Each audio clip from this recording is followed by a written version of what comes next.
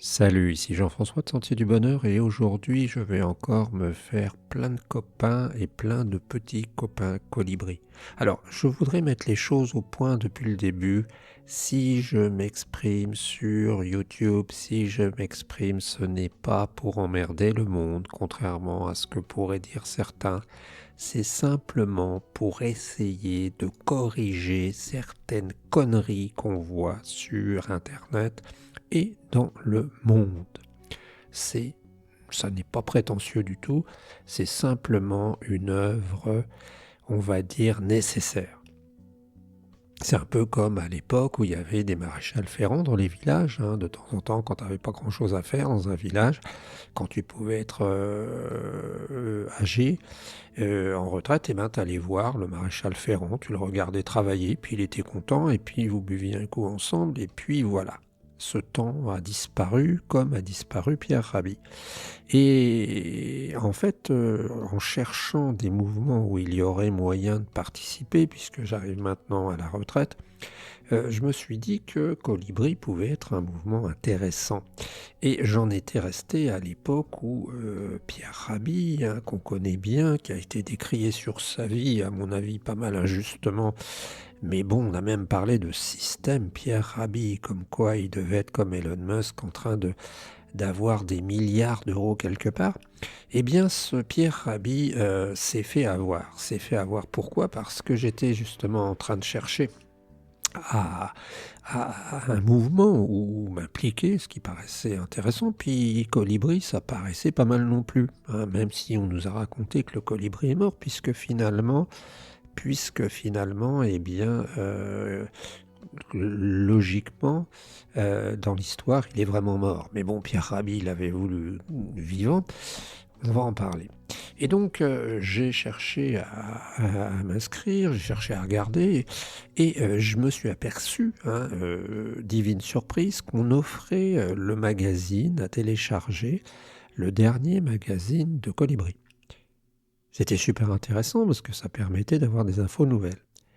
Et là, qu'est-ce que je découvre? Tu vas pas me croire, attache-toi bien à ta chaise, tiens-toi bien avant que je te dise, écoute bien, ouvre bien tes oreilles, bien grand. Eh bien, j'ai vu que finalement, Colibri, un mouvement qui visait à promouvoir la vie, eh bien, faisait la promotion du polyamour.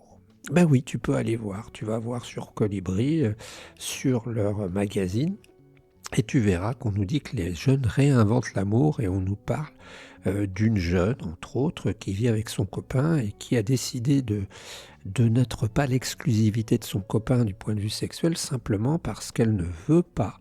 Elle veut casser le système paternaliste, hein, qu'on connaît bien, qui fait que tous les pères de famille étaient des pédophiles en puissance, et que tous les pères étaient sans doute comme le mari de, je ne sais plus comment il s'appelle, Gisèle quelque chose, là, qui s'est fait violer 60 fois. Donc voilà, c'est ça. Donc elle a décidé qu'elle pratiquerait le polyamour. Et alors là, j'étais complètement scié parce que je me suis dit, mais nom de Dieu, ça correspond pas du tout aux valeurs de Pierre Rabhi. Alors je suis en train de mener une enquête, de voir s'il y a finalement, parce que j'en étais à l'idée que le mouvement Colibri était la suite du mouvement de Pierre Rabhi. Alors j'avais déjà dit que ça poserait des problèmes. Je me demande si j'ai même pas fait un sujet là-dessus à un moment, parce qu'il y a des mouvements comme ça, le mouvement Choubrave avec Irène Grosjean qui est décédée d'un accident, hein, de la route à 80 et des brouettes. Le mouvement de Pierre Rabhi peut-être régénère avec Thierry Casasnovas parce qu'apparemment il a pris du champ par rapport à ça. Tous ces mouvements sont des mouvements qui visent à vivre après leur leader. Bon, Thierry Casasnovas n'est pas encore enterré, heureusement. Et en fait, le problème, c'est qu'il devrait y avoir une clause qu'on pourrait qualifier de fidélité dans ce genre de pratique, parce que, franchement, parce que je t'ai pas raconté tout en plus, hein. Quand tu continues, tu as dans ce magazine, après, hein, il y a un autre sujet. Et l'autre sujet parle d'une sorte de geek, hein, qui fait de l'informatique et qui, depuis quelque temps, est complètement pris par l'informatique et par un cybermonde. Alors il met sur sa tête un masque, alors bien sûr on nous dit que ça peut être dangereux, il met sur sa tête un masque et puis il va, d'après ce que j'ai compris, parce que c'est un truc vachement fort, il va dans un espace virtuel où il a son avatar et il discute avec les autres. Et ben, quand on en est arrivé à un moment, quand on avait quelqu'un de somptueux comme Pierre Rabhi qui écrivait très bien, qu'on a qualifié du Gandhi de l'Occident, quand on en arrive à avoir un magazine qui prône à la fois le polyamour et puis cette sorte de débilité techno dérivative, eh bien je dis que c'est lamentable.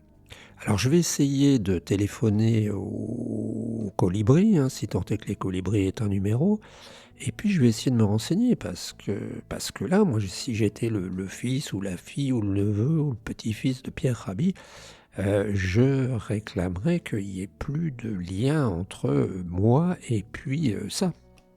Ou du moins la parole de mon grand-père.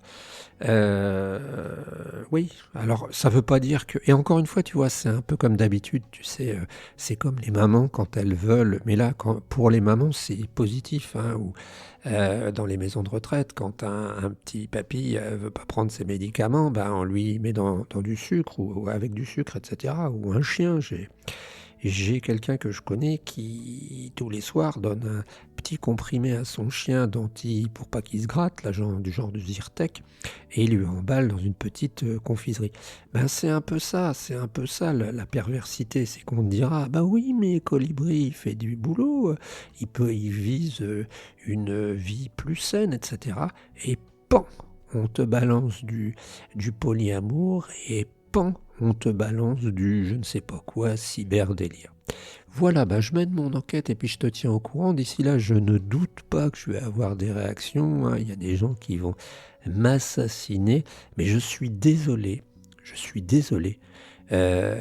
Pour moi, la vie, ça n'est pas ni se marier avec son hélicoptère, ni faire l'amour avec sa cuvette de chiottes.